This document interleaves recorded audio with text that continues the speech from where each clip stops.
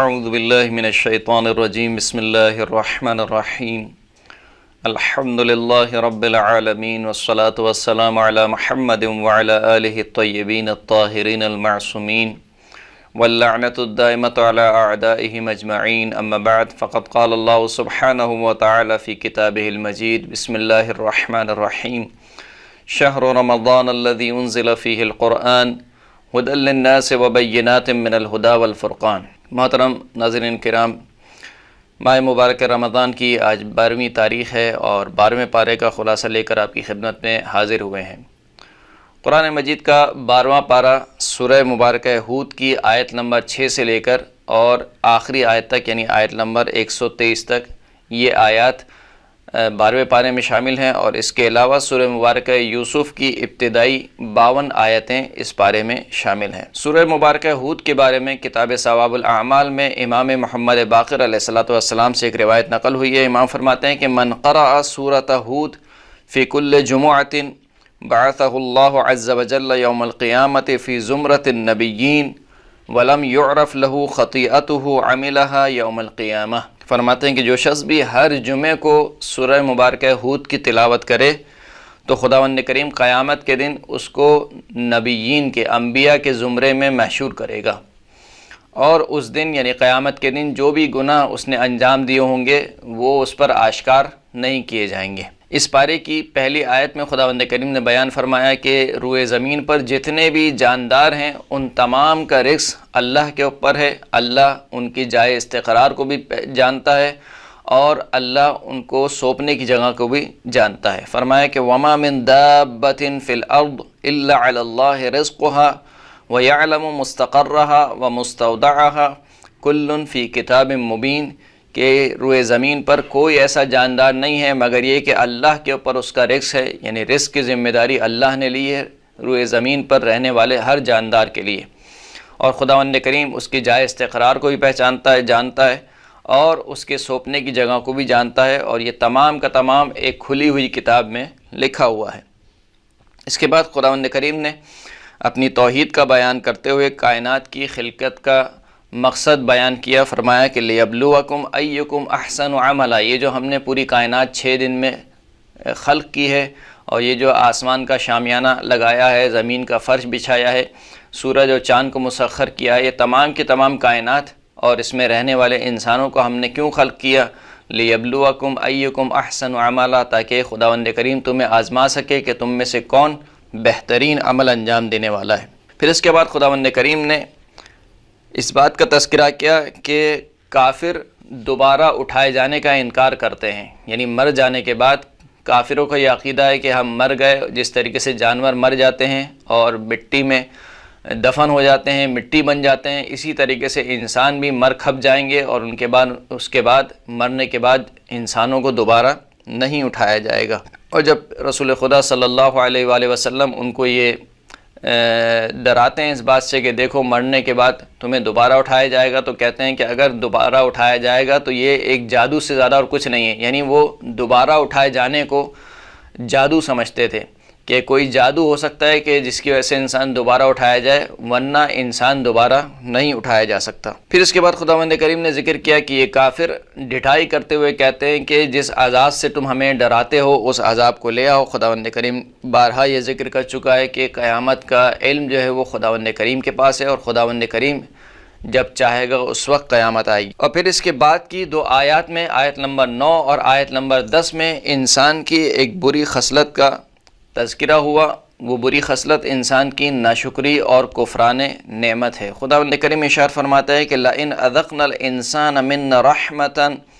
ثم نزعناها منه انه لیئوس کفور، کہ جب ہم انسان کو اپنی جانب سے کوئی رحمت چکاتے ہیں یعنی اپنی نعمت دیتے ہیں، ثم نزعناها منه، پھر اس کے بعد رحمت اور نعمت دینے کے بعد انسان سے اس نعمت کو چھین لیتے ہیں، تو یہ انسان انہ لیئوس کفور، تو انتہائی مایوس ہو جاتا ہے اور کفران نعمت کرنے لگتا ہے۔ وَلَئِنْ أَذَقْنَاهُ نَعْمَاءَ بَعْدَ ضَرَّاءَ مَسَّتْهُ لَيَقُولَنَّ ذَهَبَ السَّيِّئَاتُ عَنِّي إِنَّهُ لَفَرِحٌ فَخُورٌ۔ فرماتے ہیں کہ جب ہم اسے اپنی نعمتوں کا مزہ چکاتے ہیں، ان مصیبتوں کے بعد ان مشکلات کے بعد کہ جنہوں نے انسان کو گھیر لیا تھا، تو یہ کہتا ہے کہ اب تو مجھ سے تمام کی تمام برائیاں دور ہو چکی ہیں، اور پھر یہ انسان اترانے لگتا ہے اور فخر کرنے لگتا ہے، تکبر کرنے لگتا ہے۔ تو یہ انسان کی ایک بری صفت ہے کہ جب انسان اچھے حالات میں ہوتا ہے تو کفران نعمت کرتا ہے، اور جب برے حالات میں ہوتا ہے تو خدا کے متعلق بدگمانی کرتا ہے۔ پھر اس کے بعد خداوند کریم نے آیت نمبر 12 میں کافروں کی ایک بیہودہ خواہش کو ذکر کیا، فرماتے ہیں کہ فَلَعَلَّكَ تَارِكٌ بَعْدَ مَا يُوحَى إِلَيْكَ وَضَائِقٌ بِهِ صَدْرُكَ أَن يَقُولُوا لَوْلَا أُنزِلَ عَلَيْهِ كَنزٌ أَوْ جَاءَ مَعَهُ مَلَكٌ إِنَّمَا أَنْتَ نَذِيرٌ وَاللَّهُ عَلَى كُلِّ شَيْءٍ وَكِيلٌ، کہ اے حبیب شاید آپ بعض ان چیزوں کو جو آپ کی طرف وحی کی گئی ہیں ان کو چھوڑنے والے ہیں، یا آپ کا دل تنگ ہو رہا ہے ان باتوں سے جو یہ کافر کہتے ہیں کہ اس پیغمبر کے اوپر اگر یہ واقعی حقیقی پیغمبر ہے تو اس کے اوپر کوئی خزانہ نازل کیوں نہیں ہوا، یا اس کے ساتھ کوئی فرشتہ کیوں نہیں آ گیا۔ تو رسول خدا کو کہا گیا کہ اے پیغمبر آپ کہہ دیجئے کہ انما انت نذیر، کہ اے حبیب شاید بعض وہ چیزیں جو آپ کی طرف وحی کی گئیں آپ اس کو چھوڑنے والے ہیں، یا آپ کا دل تنگ ہو رہا ہے ان باتوں سے جو یہ کافر کہتے ہیں کہ اگر یہ واقعی حقیقی پیغمبر ہے تو اس کے اوپر کوئی خزانہ کیوں نازل نہیں ہوا، یا اس کے ساتھ کوئی فرشتہ نازل کیوں نہیں ہوا۔ انما انت نذیر، اے حبیب آپ فقط اور فقط ڈرانے والے ہیں، اور خداوند کریم ہر شے پر وکیل ہے، ہر شے کا سرپرست ہے۔ اس کے بعد کی آیت میں خداوند کریم نے بیان کیا کہ دیکھو جو دنیا چاہتا ہے تو ہم اس کو دنیا دے دیتے ہیں، اور اس کے تمام اعمال کا بدلہ اسی دنیا میں پورا دے دیتے ہیں، یعنی ہمارے خزانے میں کوئی کمی نہیں ہے کہ جتنے اعمال ہوتے ہیں اعمال کا جتنا اس کا صلہ بنتا ہے ہم اسی دنیا میں دے دیتے ہیں، لیکن ایسے شخص کے لیے آخرت میں کوئی نصیب کوئی حصہ نہیں ہوتا۔ لہٰذا انسان کے اوپر ہے کہ آیا وہ فقط دنیا کو ہی اپنا مطمع نگاہ قرار دیتا ہے یا دنیا کو وسیلہ قرار دیتا ہے آخرت کے حصول کے لیے۔ پھر اس کے بعد خداوند کریم نے رسول اللہ کی حقانیت کو بیان کیا کہ آپ اپنے رب کی جانب سے واضح دلیل پر ہیں، اور اس سے پہلے جناب موسیٰ علیہ السلام کی کتاب بھی آپ پر گواہ ہے۔ اور پھر آیت نمبر 24 تک کافروں کی مذمت کی گئی جو پیغمبر کو جھٹلاتے ہیں اور اللہ پر جھوٹ باندھتے ہیں، اور آخرت میں ان کی جزا کا تذکرہ ہوا، اور ان کے مقابلے میں جو مومنین ہیں ان کی جزا کا تذکرہ ہوا۔ آیت نمبر 25 سے لے کر آیت نمبر 49 تک خداوند کریم نے حضرت نوح اور ان کی قوم کا تذکرہ کیا کہ حضرت نوح نے اپنی قوم کو عذاب الہی سے ڈرایا اور ان سے کہا کہ وہ ایک خدا کی پرستش کریں، لیکن وہ ڈٹائی سے کہتے تھے کہ جس عذاب خدا سے تم ہمیں ڈراتے ہو وہ لے آؤ۔ پھر خداوند کریم نے حضرت نوح کو حکم دیا کہ وہ کشتی بنائے۔ جناب نوح کشتی بنانے میں مصروف ہو گئے، تو جب ان کی قوم کشتی بناتے ہوئے جناب نوح کو دیکھتی تھی تو ان کا مذاق اڑاتی تھی، اور پھر جب وہ عذاب آ گیا کہ جس کا وعدہ حضرت نوح نے اپنی قوم سے کیا تھا، یعنی پانی ابلنا شروع ہوا اور طوفان آنا شروع ہوا، تو حضرت نوح نے اپنی کشتی میں کچھ لوگوں کو جو صاحبان ایمان تھے ان کو سوار کیا، اور اپنے بیٹے کو بھی پکارا کہ وہ بھی اس کشتی میں سوار ہو جائے تاکہ نجات حاصل کر لے۔ لیکن حضرت نوح کا بیٹا بجائے اس کے کہ حضرت نوح کی دعوت پر لبیک کیا تھا، اس نے حضرت نوح سے کہا کہ قال سآوی الی جبل یعصمنی من الماء قال لا عاصم اليوم من امر اللہ الا من رحم وحال بینہما الموج فکان من المغرقین، کہ جب حضرت نوح نے اپنے بیٹے کو پکارا تو حضرت نوح کے بیٹے نے کہا کہ میں عنقریب ایک پہاڑ پر پناہ لے لوں گا جو مجھے اس پانی سے بچا لے گا۔ حضرت نوح نے جواب دیا کہ آج کے دن کسی کو نجات حاصل نہیں ہوگی مگر یہ کہ جس پر خداوند کریم رحم کرے۔ اور پھر انہی باتوں کے درمیان خداوند کریم کہتا ہے کہ ان دونوں کے درمیان حضرت نوح اور ان کے بیٹے کے درمیان ایک پانی کی موج حائل ہو گئی، اور حضرت نوح کا بیٹا جو ہے وہ ڈوبنے والوں میں سے ہو گیا۔ حضرت نوح نے اپنی پروردگار سے التجا کی کہ یہ میرا بیٹا ہے، میرے اہل میں سے۔ اس کے جواب میں خداوند کریم نے ارشاد فرمایا قال یا نوح انہ لیس من اہلک انہ عمل غیر صالح فلا تسألنی ما لیس لک به علم انی اعظک ان تکون من الجاہلین، کہ اے نوح یہ جو تمہارا بیٹا ہے یہ تمہارے اہل میں سے نہیں ہے، کیونکہ اس کا جو عمل ہے وہ غیر صالح ہے، یعنی اگرچہ کہ نسب کے اعتبار سے یہ تمہارا بیٹا ہے لیکن کیونکہ عمل غیر صالح ہے لہٰذا یہ تمہارے اہل میں سے نہیں ہے۔ پس مجھ سے اس چیز کا سوال نہ کرو جس کا تمہیں علم نہیں ہے، اور میں تمہیں نصیحت کرتا ہوں کہ تم جاہلوں میں سے نہ ہو جانا۔ پھر اس کے بعد کی آیت میں تقریباً آیت نمبر 50 سے لے کر آیت نمبر 60 تک خداوند کریم نے قوم عاد کا تذکرہ کیا کہ جن کی طرف خداوند کریم نے جناب ہود علیہ السلام کو بھیجا۔ جناب ہود نے اپنی قوم سے کہا کہ ایک اللہ کی عبادت کرو، اور دیکھو یہ جو میں تمہیں ایک اللہ کی طرف عبادت کے لیے دعوت دے رہا ہوں، تم یہ نہیں سمجھو کہ میں کوئی نیا دین لایا ہوں اور اس سے میں کوئی پیسہ کمانا چاہتا ہوں۔ میں اس دعوت پر تم سے کوئی اجر، کوئی پیسہ نہیں چاہتا ہوں۔ استغفار کرو، توبہ کرو خداوند کریم کی طرف۔ قوم نے جواب دیا کہ اگر آپ کوئی نشانی لے کر آتے تو ہم آپ کی عبادت کر لیتے، آپ کے پاس کوئی نشانی نہیں ہے، اور دوسرا یہ کہ ہم کیسے اپنے معبودوں کو چھوڑ دیں جب تک آپ کے پاس کوئی نشانی نہ ہو۔ اس کے بعد خداوند کریم نے قوم عاد کا تذکرہ کیا کہ دنیا اور آخرت میں ان کے اوپر لعنت ہوئی اور عذاب الہی نے ان کو اپنی گرفت میں لے لیا۔ اس کے بعد کی آیت میں آیت نمبر 61 سے لے کر آیت نمبر 68 تک قوم سمود کا تذکرہ ہوا کہ جن کی طرف خداوند کریم نے جناب صالح علیہ السلام کو بھیجا۔ حضرت صالح نے قوم سمود کو ایک خدا کی عبادت اور بندگی کی طرف دعوت دی، انہیں استغفار اور توبہ کا حکم دیا، لیکن ان کی قوم نے یہ جواب دیا کہ یہ جو خدا، ہم ان خداؤں کی عبادت نہیں چھوڑ سکتے کہ جن کی ہمارے باپ دادا عبادت کرتے ہوئے آئے تھے۔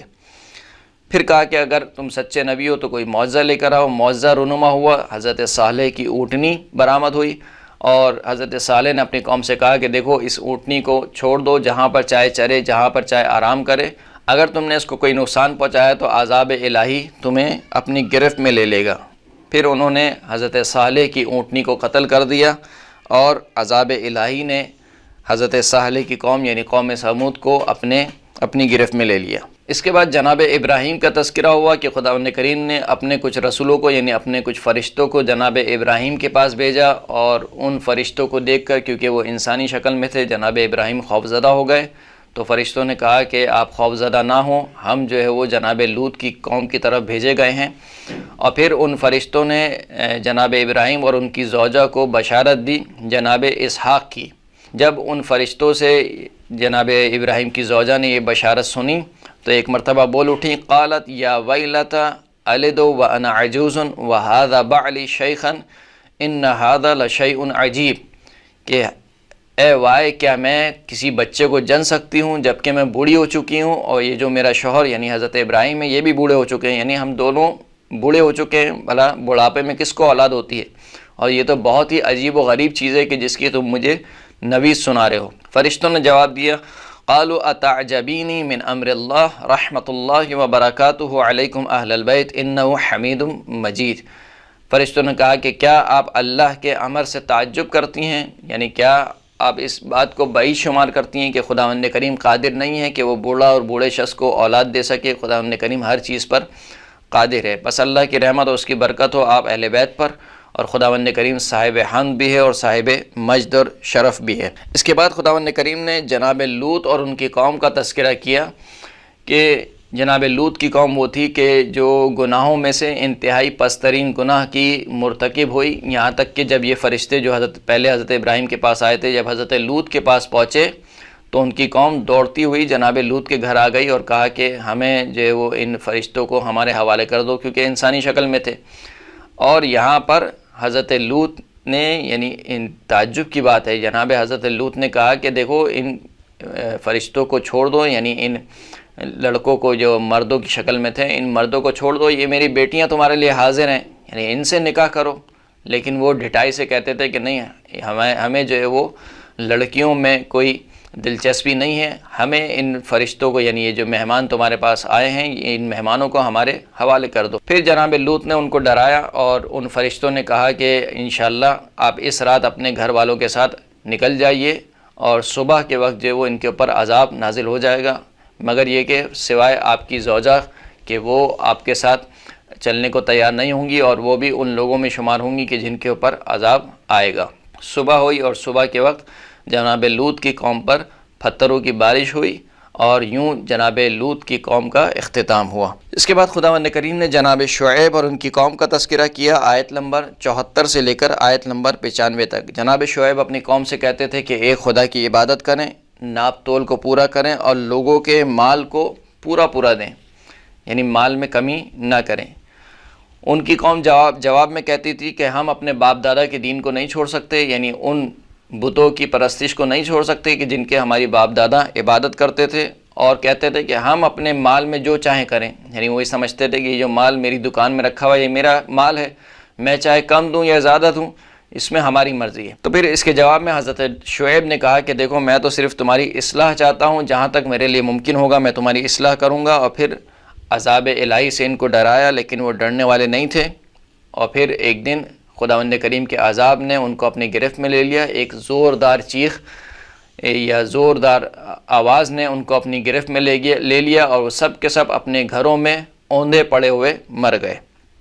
اس کے بعد خداوند کریم نے جناب موسیٰ اور جناب فرعون کا تذکرہ کیا، جو کہ کئی آیت میں خداوند کریم پہلے بھی بیان کر چکا ہے۔ اس کے بعد کی آیت میں آیت نمبر 100 سے لے کر آیت نمبر 119 تک خداوند کریم نے ذکر فرمایا کہ جو پچھلی قومیں کے قصے ہم تمہیں سنا رہے ہیں، تو یہ اس وجہ سے نہیں ہے کہ نعوذ باللہ قرآن کوئی قصے کہانیوں کی کتاب ہے۔ قرآن کوئی قصے کہانیوں کی کتاب نہیں ہے، یہی وجہ ہے کہ قرآن مجید میں جو قصے بیان ہوئے ہیں پوری قوم کے، پچھلی قوموں کے، ان میں سے فقط وہ حصے بیان ہوئے ہیں جو آنے والوں کے لیے عبرت کا سبب ہے۔ یعنی مثال کے طور پر قرآن مجید میں حضرت موسیٰ کی تاریخ پیدائش نقل نہیں ہوئی ہے، قرآن مجید میں حضرت موسیٰ کی جائے پیدائش کا تذکرہ نہیں ہوا ہے، قرآن مجید میں حضرت شعیب کے والدین کون ہیں اس کا ذکر نہیں ہوا، حضرت شعیب مثال کے طور پر کس طریقے سے ان کا بچپنا گزرا اس کا ذکر نہیں ہوا۔ تو پچھلی قوموں میں سے وہ حصہ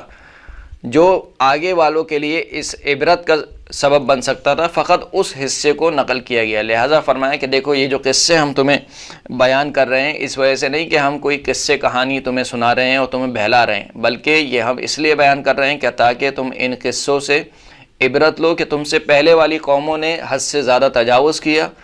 خداوند کریم کی باتوں کو نہیں مانا، اس کی حجتوں کو ٹھکرایا، لہٰذا ان کو عذاب نے گھیر لیا۔ اگر تم نے بھی یہی کام کیا تو تمہیں بھی عذاب الہی اپنی گرفت میں لے لے گا۔ اور پھر خداوند کریم نے بیان فرمایا کہ دیکھو جو تم سے پہلے والی قومیں تھیں انہوں نے خود اپنے نفسوں پر ظلم کیا، اللہ نے ان کے اوپر ظلم نہیں کیا، اور جو بستی بھی ظلم کا شکار ہوتی ہے خداوند کریم اسے اپنی عذاب کی گرفت میں لے لیتا ہے۔ پھر اس کے بعد آخر میں، اس سورہ کے آخر میں خداوند کریم نے اپنے حبیب کو تسلی دیتے ہوئے یہ فرمایا کہ دیکھو اے حبیب، جو یہ قصے ہم تمہیں گزشتہ انبیاء کے بیان کر رہے ہیں، اس کا مقصد فقط یہ ہے کہ ہم تمہارے دل کو مستحکم کر سکیں، تمہارے حوصلے کو بلند کر سکیں۔ فرمایا کہ وَكُلًّا نَقُصُّ عَلَيْكَ مِنْ أَنْبَاءِ الرُّسُلِ مَا نُثَبِّتُ بِهِ فُؤَادَكَ وَجَاءَكَ فِي هَذِهِ الْحَقِّ وَمَوْعِظَةٌ وَذِكْرَى لِلْمُؤْمِنِينَ، کہ تمام کے تمام قصے ہم آپ کے اوپر پڑھتے ہیں جو گزشتہ انبیاء کی خبریں ہیں، تاکہ اس کے ذریعے سے ہم آپ کے دل کو مضبوط اور مستحکم کر سکیں۔ اور ان چیزوں میں آپ کے پاس حق آ چکا ہے، اللہ کی جانب سے نصیحت آ چکی ہے، اور یہ قصے ذکر ہیں، نصیحت ہیں تمام کے تمام مومنین کے لیے۔ یہاں پر سورہ مبارکہ ہود کا اختتام ہوتا ہے۔ اس کے بعد کی جو سورہ ہے وہ سورہ مبارکہ یونس ہے، کہ جس کے بارے میں ثواب الاعمال میں ایک روایت نقل ہوتی ہے۔ امام جعفر صادق علیہ الصلوۃ والسلام ارشاد فرماتے ہیں کہ من قرأ سورۃ یوسف فی کل یوم او فی کل لیلۃ بعثہ اللہ تعالی یوم القیامۃ وجمالہ مثل جمال یوسف ولا یصیبہ فزع یوم القیامۃ وکان خیار عباد اللہ الصالحین، کہ جو شخص بھی سورہ مبارکہ یوسف کو ہر روز یا ہر شب میں پڑھتا ہے،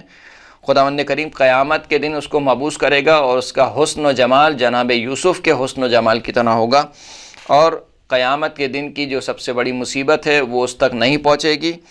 اور وہ اللہ کے صالح بندوں میں سے ہوگا۔ سورہ یوسف کی ابتدائی آیت میں خداوند کریم نے بیان کیا کہ یہ جو قرآن مجید کی آیات ہیں یہ کھلی ہوئی روشن اور واضح کتاب کی آیات ہیں، اور ہم نے انہیں عربی زبان میں نازل کیا تاکہ آپ سمجھ سکیں، تاکہ تم سمجھ سکو۔ اور قرآن مجید کے جو قصے ہیں سب سے بہترین قصے ہیں۔ آیت نمبر 3 میں ارشاد ہوا کہ نحن نقص علیک احسن القصص بما اوحینا الیک ھذا القرآن وان کنت من قبلہ لمن الغافلین، کہ ہم آپ کے اوپر بہترین قصے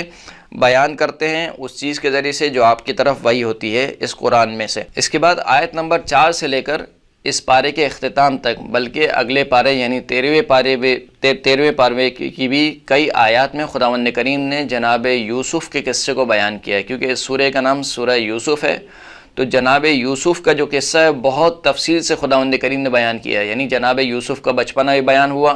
کہ جب انہوں نے خواب دیکھا اور خواب میں 11 ستارے ان کو جو وہ سجدہ کر رہے ہیں، جناب یعقوب نے کہا کہ اپنا یہ جو خواب ہے وہ اپنے بھائیوں سے بیان نہیں کرنا ورنہ تم سے حسد کرنے لگیں گے۔ اور پھر جناب یوسف کے بھائیوں کا تذکرہ ہوا کہ وہ کہتے تھے کہ یوسف اور ان کے بھائی یعنی بنیامین آپ کو بہت زیادہ عزیز ہیں جبکہ ہم بھی آپ کے بیٹے ہیں۔ تو پھر اس کے بعد کہنے لگے ایک دن کہ یوسف کو ہمارے ساتھ بھیج دیجئے تاکہ وہ ہمارے ساتھ کھائے پیے اور ہمارے ساتھ کھیلے۔ جناب یعقوب نے کہا کہ مجھے ڈر ہے کہ ایسا نہ ہو کہ یوسف کو کوئی بھیڑیا کھا جائے، اور یہ ان کی ایک سازش تھی جناب یوسف کے بھائیوں کی کہ وہ چاہتے تھے کہ یا تو جناب یوسف کو قتل کر دیں یا کسی ایسی زمین پر چھوڑائیں کہ پھر وہ دوبارہ پلٹ کر جناب یعقوب کے پاس نہ آ سکیں اور پھر ہم اپنے والد سے زیادہ قریب ہو جائیں۔ وہ جناب یوسف کو لے کر گئے اور کہا کہ اب کیا کیا جائے، کہا کہ جناب یوسف کو کنویں میں پھینک دیا جائے، اور بھائیوں نے جناب یوسف کو کنویں میں پھینک دیا اور پھر ایک قمیص کو لے کر چلے گئے جس کے اوپر جھوٹا خون لگا ہوا تھا، اور کہا کہ جناب یوسف کو بھیڑیے نے کھا لیا ہے۔ پھر پورا تذکرہ ہوا کہ جناب یعقوب جناب یوسف کی یاد میں اس قدر انہوں نے گریہ کیا کہ ان کی آنکھیں سفید ہو گئیں۔ اور پھر اس کے بعد تذکرہ ہوا کہ وہاں سے جب ایک قافلہ گزرا اور اس نے جو پانی کے لیے کنویں میں ڈول ڈالا تو جناب یوسف برآمد ہوئے، اور پھر اس قافلے والوں نے جناب یوسف کو ایک بازار میں بیچ دیا انتہائی کم قیمت میں۔ وہاں سے عزیز مصر کی زوجہ کے غلام نے جناب یوسف کو عزیز مصر کی زوجہ کے لیے خریدا، اور پھر وہ پورا واقعہ نقل ہوا کہ کس طریقے سے عزیز مصر کی زوجہ نے جناب یوسف کو ورغلانا چاہا اور دربار میں لے گئی، تمام دروازوں کو بند کر دیا، تصاویر بیہودہ تصاویر کو دیواروں پر آویزہ کر دیا، اور پھر جناب یوسف نے جب یہ دیکھا تو اللہ کی پناہ مانگی اور دروازے کی طرف دوڑنا شروع کیا۔ وہ دروازے خود بخود جناب یوسف کے لیے کھلتے گئے، یہاں تک کہ عزیز مصر کی زوجہ نے پیچھے کی طرف سے جناب یوسف کی قمیص کو پکڑا تو پیچھے کی جانب سے جناب یوسف کا پیراہن پارا پارا ہو گیا۔ پھر اس کے بعد جب گیٹ کھلا تو عزیز مصر سامنے تھا، اور کہا وہ جو عزیز مصر کی زوجہ تھی، کہا کہ یہ جو یوسف ہے یہ آپ کی زوجہ پر نعوذ باللہ حد سے زیادہ تجاوز کرنے والا ہے، لہٰذا اس کو یا تو قتل کر دیجئے یا اس کو قید خانے میں ڈال دیجئے۔ اور پھر انہی کے اہل میں سے ایک شخص گویا ہوا، کہا کہ اگر یوسف کی قمیص پیچھے سے پھٹی ہوئی ہے تو اس کا مطلب ہے جناب یوسف سچ بول رہے ہیں، اور اگر جناب یوسف کی قمیص آگے سے پھٹی ہوئی ہے تو اس کا مطلب یہ ہے کہ عزیز مصر کی زوجہ صحیح بول رہی ہے۔ جب یہ پورا واقعہ ہوا تو عزیز مصر کی زوجہ کو جو خواتین تھیں ان کے آس پاس انہوں نے طعنہ دینا شروع کیا کہ تم نے جو ہے وہ کیوں یہ غلط کام انجام دیا۔ تو پھر وہ واقعہ پیش آیا کہ عزیز مصر کی زوجہ نے ان خواتین کو جمع کیا اور پھر کہا کہ اب یوسف کو لے کر آؤ، اور پھر ان تمام کی تمام عورتوں نے جب جناب یوسف کی طرف نگاہ کی تو انہوں نے اپنی انگلیوں کو کاٹ لیا، اور اس طریقے سے اس پارے کے اختتام تک تقریباً جناب یوسف کا تذکرہ ہے جو کہ خداوند کریم نے عبرت کے طور پر مسلمانوں کے لیے پیش کیا ہے۔ وآخر الدعوانا ان الحمد للہ رب العالمین۔